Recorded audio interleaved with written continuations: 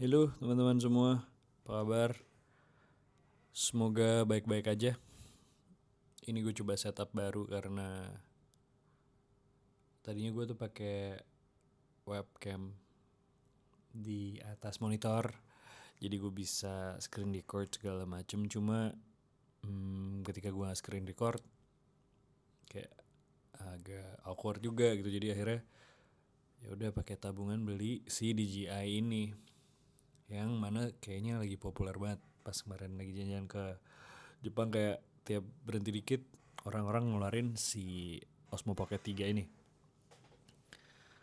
Yang mana sebenarnya enak-enak nggak enak sih, karena apa ya, kayak mental model gue tuh belum sampai kayak harus ke situ gitu. Anyway, video hari ini gue nggak punya outline, nggak punya script. Gue cuma mau ngomongin dan cerita tentang pengalaman gue pergi ke onsen di Jepang. Onsen di Jepang itu sebelum gue pergi ke onsen di Jepang itu, gue pengen ceritain kenapa gue cerita tanpa outline, tanpa script. Gue awalnya bikin video itu selalu pakai script. Pas zaman setahun yang lalu, awal-awal mulai bikin konten di Instagram Reels, itu gue selalu bikin script. Jadi plek-ketiplek gue baca dari script, tapi ada sedikit-sedikit yang gue coba improve di tempat pas gue baca skripnya. Jadi gue pakai CapCut, terus ada fitur kameranya kan. Jadi gue pencet fitur kameranya itu, gue rekaman pakai itu, di mana di situ ada fitur untuk naruh script. Jadi gue tinggal baca di layar HP-nya. Gue syuting pakai kamera depan gitu. Itu lumayan banyak bikin video pakai itu, dan evolve ke pas mulai bikin YouTube ini. Pas bikin YouTube ini gue ngerasa kalau talking head kayak gini, gue ternyata lebih nyaman kalau gue tulisnya tuh outline. Jadi oke Nar, lo ngomongin ini, terus gue ngasih kayak sedikit prompt, kayak ngomongin apa aja, bullet points berikutnya lo ngomongin ini, berikutnya ngomongin ini, berikutnya ngomongin ini. Dan saat gue lebih nyaman kayak gitu. Nah sekarang gue pengen nyoba tanpa script, tanpa outline. Biar apa? Lumayan terinspirasi sama Visa, blogger, Twitterer, apa ya, Think Boys dari Singapura. Nanti gue kasih linknya di bio, dimana dia tuh nge-share satu video editan dia dari dia ngomong berapa tahun yang lalu, yang masih awkward banget, gak berani ngeliat kamera, terus banyak apa ya gitu, banyak kayak gitunya, sampai ke dia nge-share editan-editan potongan berikutnya, sampai yang paling baru kayak dia udah relax banget, body language-nya enak, santai, kalem, ngobrol tanpa beban, dan ya udah kayak charming banget gitu. Nah gue pengen latihan sekali-kali bisa ngomong kayak gitu. Kenapa? Karena kemarin gue juga nge-tweet juga bahwa di dunia yang AI ini makin gampang, makin murah, intelligent itu makin murah, orang bisa aja bikin konten pakai AI, yang mana sekarang udah lakuin gitu, tapi tanpa actually know, tanpa punya experience-nya, tanpa punya wisdom, tanpa punya tacit knowledge, yaitu knowledge yang lo dapetin setelah lo actually ngelakuin. Jadi dia ketika ngomong langsung tuh nggak bisa nggak bisa mengconvey confidence gitu. Jadi ada satu reply yang bagus banget, kayak iya sekarang AI bisa ngebantu bikin script, bisa ngebantu bikin outline, bisa ngebantu bikin extracts, bisa ngebantu bikin script buat lo reels. Jadi di dunia yang sekarang bisa video aja, bisa dengan heavily edited, cut to cutnya cepet gitu segala macam, lo bisa bikin video yang bagus banget, dan it's okay, menurut gue nggak apa-apa. Tapi biasanya begitu supply suatu barang itu banyak, berlebihan, value-nya akan turun. Kayak si Tulip Mania itu dulu, wah anjir tulip susah didapetinnya, harus di mana segala macam gitu. Akhirnya wah harganya naik kayak begitu, akhirnya tulip bisa ditemukan di mana-mana, supply-nya banyak, harganya pun turun. Menurut gua, hipotesa gua tuh akan seperti itu. Mungkin gak dalam waktu dekat karena mungkin gak semua orang sekarang bisa manfaatin AI segitunya. Cuma nanti begitu udah meledak, itu yang mungkin bukannya makin sedikit ya, cuma orang akan menaruh harga atau value yang lebih premium di mana apapun yang nggak bisa digantikan oleh AI itu terjadi gitu. Gue ngomong apa sih? Jadi intinya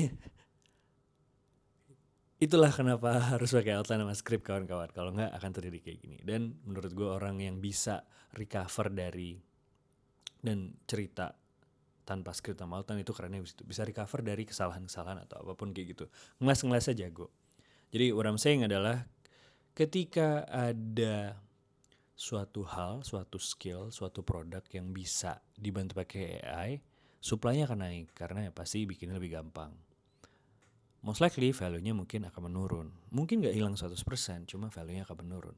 Dan value yang tadinya diberikan kepada barang atau benda atau skill ini akan berpindah ke barang, benda atau skill yang gak bisa digantikan atau digantikan oleh AI gitu. Contohnya di tweet gue bilang skill untuk ngomong, cerita, storytelling, public speaking di depan orang-orang secara live itu akan naik value-nya. Kenapa? Ya karena itu gak bisa dibantu oleh AI. Bisa untuk misalnya script-nya, outline-nya itu bisa. Cuma the actual activity of you doing in front of those people, suka default ke bahasa Inggris.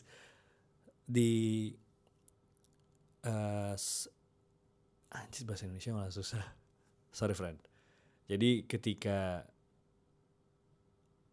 itu yang gak bisa digantiin oleh AI, ketika lu ngomong di depan umum secara offline, di depan orang banyak, lu storytelling, lu reacting ke penonton lu, itu gak bisa digantiin oleh AI kan. Yang paling bisa dibantu adalah bikin skripnya.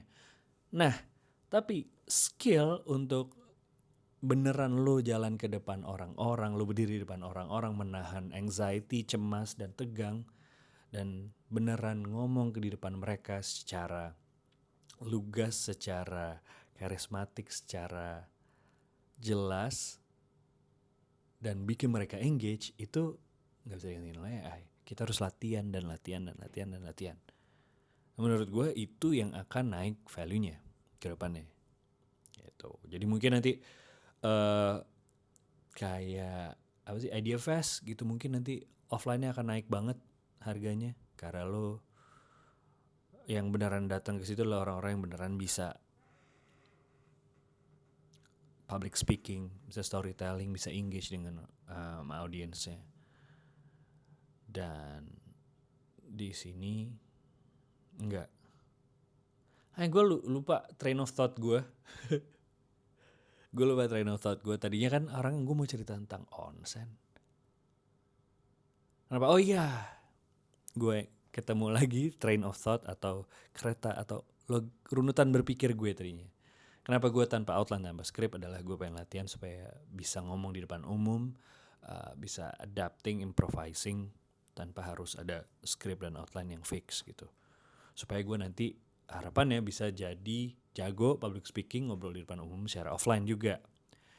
Gimana caranya bisa kayak gitu? Kalau untuk di depan kamera kita bisa kayak gini. Gue rekam aja di depan kamera, gue ngobrol, ngomong apa yang gue bisa.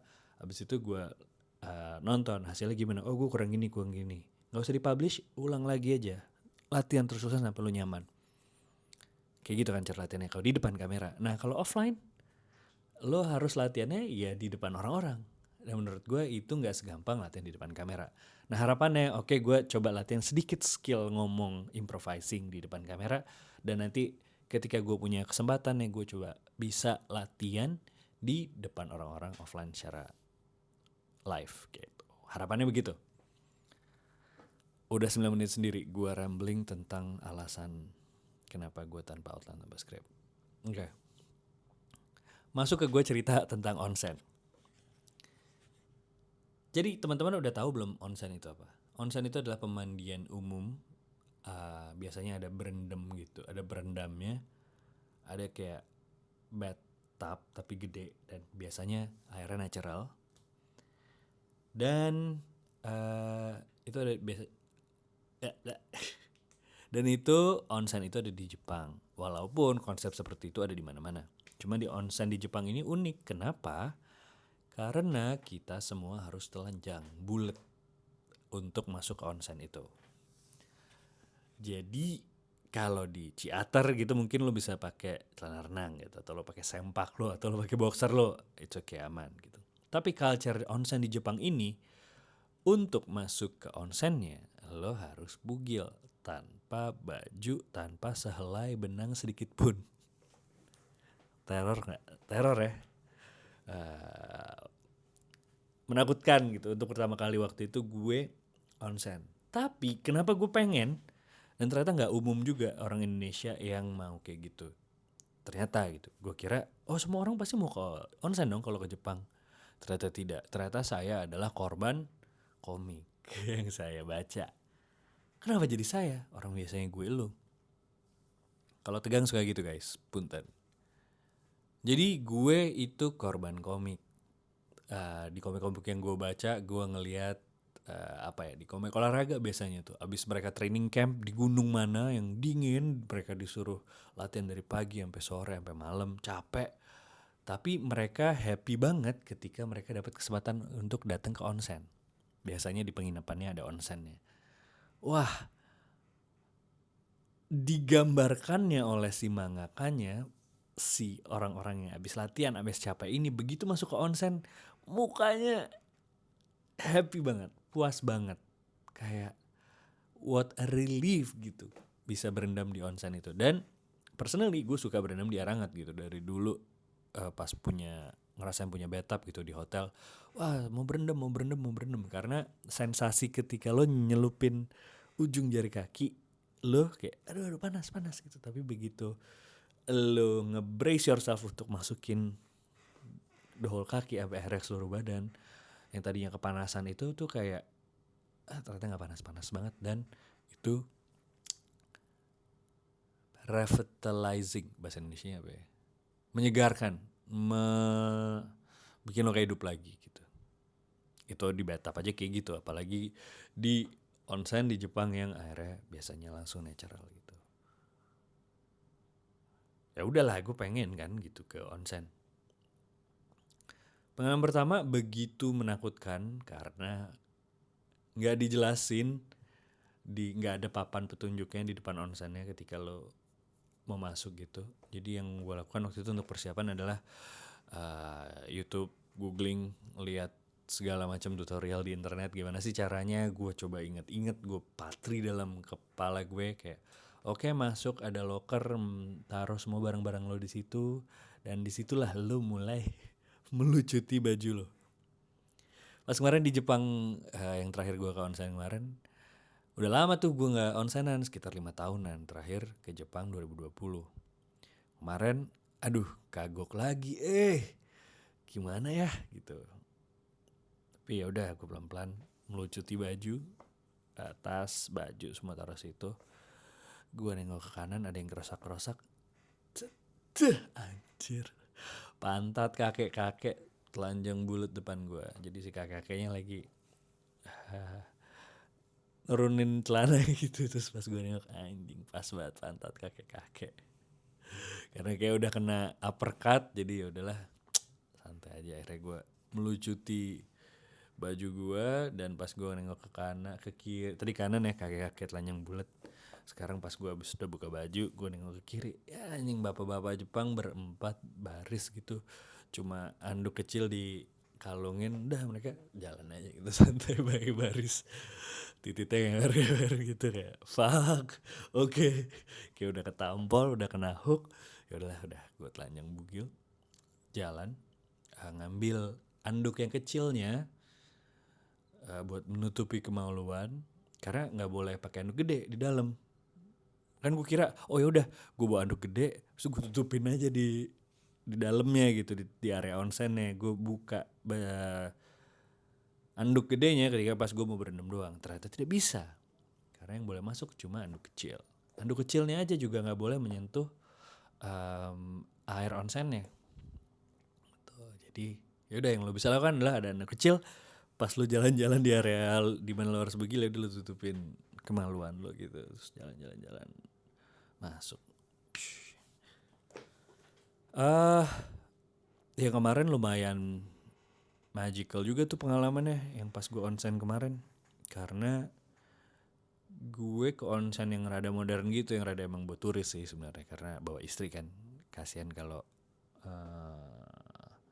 onsennya nggak bagus gitu. Jadi udahlah bawa ke yang onsen turis aja. Onsen turis ini ada di Toyosu, Odaiba. Jadi ada split across 4 lantai gitu. Ada onsen indoor, ada onsen outdoor. Wah, onsen outdoornya sadis sih, Pak. Jadi bayangin itu hari itu tuh kayaknya 2 derajat Celcius kali ya. Around 0 sampai 2 derajat Celcius. Jadi luar dingin banget. Dan lu lagi kedinginan gitu. Bayangin lu telanjang bugil, telanjang bulat. Lo masuk area onsennya di mana lo harus basahin badan lo dulu pakai air hangat gitu, basahin. Habis itu masuk ke depan, di sebelah kiri ada area buat mandi. Area mandinya beneran ada sabun, ada shampoo segala macem, shower gitu. Dimana itu nanti setelah lo berendam, nanti lo bisa mandi beneran di situ. Ya udah begitu masuk, ada area onsen indoor, ada macam-macam lah, ada yang ada pressure-nya apa, ada apa-apa segala macem. Gue gak merhatiin. Ada yang bisa jongkok doang, ada yang bisa tiduran gitu. Yang langsung gue tuju adalah onsen outdoor ya. Dibatasi oleh pintu kaca gitu. Pintu kacanya udah berembun gitu kan, kayak anjing mau ke depan. Tapi kan dingin gitu. Cuma fuck, ya udahlah. Buka pintu langsung 0 derajat Celcius, lu telanjang bugil gitu. Kayak anjing dingin banget. Lo ya udah akhirnya gue buru-buru masuk ke si airnya gitu, air tempat panasnya itu. Begitu masuk, ya Allah Pak, Bu, enak banget rasanya. Kayak di luar dingin, lo berhasil masuk ke air hangat gitu. Terus karena outdoor dan di buildingnya di atas gitu, lo bisa ngeliat gedung-gedung dan air-airan Odaiba gitu. Sadis. Moral of the story kalau di LinkedIn kan, kalau lo habis ada experience sesuatu gitu, lo ceritain terus lo hubung-hubungkan ke bidang yang sedang lo geluti gitu. Jadi kemarin di newsletter gue juga cerita bahwa ada persamaannya ke onsen, telanjang ke onsen, dan berkomunikasi atau membangun personal branding di sosial media atau di internet, dimanapun itu. Dimana semakin lo berani untuk vulnerable, dalam hal ini di onsen tuh telanjang, semakin lo berani vulnerable, semakin lo berani otentik di internet, sosial media, lo akan ngasih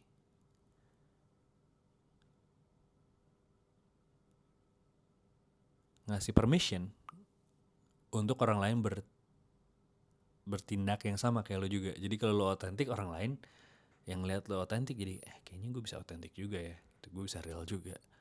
Dan pelajaran kedua adalah ketika lo being vulnerable, orang akan lebih gampang untuk bonding sama lo, untuk relate sama lo. Contoh, ini gue ada cerita untuk menekankan poin itu, tapi belum gue ceritain tadi, sorry. Jadi tahun 2020 gue dan perusahaan agensi gue waktu itu, karena orang yang masih sedikit, terus untung kita pergi ke Jepang bareng-bareng. Nah akhirnya ke onsen lah gue sama partner gue, namanya Wahyu Mahadi. Kita itu udah temenan dari kuliah, sempat kontrak bareng, sempat ngekos bareng, tinggal bareng, tidur bareng segala macem. Cuma pas ke onsen kan kita harus telanjang bareng. Nah ternyata telanjang bareng itu, wah, bondingnya tuh nge-surpass untuk tidur bareng, tinggal bareng segala macam gitu. Kayak ada bond yang baru terbentuk setelah lo se-vulnerable itu, setelanjang itu, tanpa satu apapun yang menutupi badan lo gitu. Kayak anjing gue ngeliat anunya doi lagi bangsat gitu. Tapi ya ada bond yang baru terbentuk setelah kita se-vulnerable itu. Dan itu pun yang terjadi menurut pengalaman gue di sosial media atau di internet. Ketika lo being vulnerable dan lo berani cerita tentang apa yang lo rasakan sebenarnya, lo tuh aslinya kayak gimana, insecurities lo kayak gimana, ketakutan lo kayak gimana, struggles lo kayak gimana, nggak cuma bagus-bagusnya doang, orang akan lebih relate dengan itu. Gue nggak tahu kenapa, nggak tahu scientific explanationnya kayak apa, cuma itu yang gue rasain gitu. Jadi banyak banget orang reply, orang DM kayak, Mas thank you banget udah ngomong kayak gini, sebenarnya gue juga ngerasain kayak gini-gini, dan cerita lo itu ngebuat gue ngerasa sendiri kayak gitu-gitu. Jadi analogi onsen dan persosial mediaan ini adalah ya being vulnerable ngebuat orang lebih relate sama lo, lebih gampang relate sama lo, dan by being vulnerable, by being authentic, lo ngasih permission atau lo ngasih sinyal ke orang lain bahwa it's okay to be authentic, it's okay to be yourself gitu. Dan inilah rambling gue selama 21 menit tanpa outline, tanpa script. Kalau gue coba review tanpa gue nonton, kayaknya gue suka kehilangan train of thought setelah ngoceh. Gue lupa kenapa gue ngomong itu gitu. I could be better on that. Dan ya walaupun tanpa outline dan tanpa script, kayaknya kalau gue bikin bullet points dulu sebelumnya akan ngebantu pikiran gue untuk lebih runut deh ketika gue ngomong kayak gini. Itu sekian teman-teman percobaan eksperimen kali ini. Please let me know kalau menarik, harus gak gue bikin kayak gini lagi atau gak usah, mendingan stick to the scripted and the outlines aja gitu teman-teman. Semoga berguna, dan like dan subscribe ya kalau suka, dan thank you kalau udah nonton sampai sekarang. Thank you banget beneran.